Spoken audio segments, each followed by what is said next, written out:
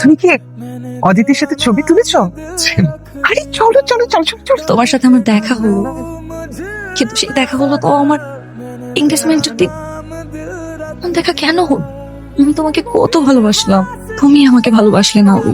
ভালো আমি বেসেছিলাম, ওই না কিছু বলেছেন আবির ভাই? না, বিয়ে করছেন? তুই হাত পায় নাই আজ পর্যন্ত। তোমার মতো আমি আর প্র্যাকটিক্যাল হলাম, এখনো বোকা, শুধু শুধু অপেক্ষা করে থাকি। কার তোমার ব্যাপার বলতে আপনার বিয়ের বিয়ের অপেক্ষা করে থাকি। আর করতে হবে না, বিয়েটা আমি করবো এবার, প্রমিস। যেহেতু বিয়ে করতে বেরোচ্ছ হইতে এটা আমি করবো। इश्क पे कहाँ बस किसी का चले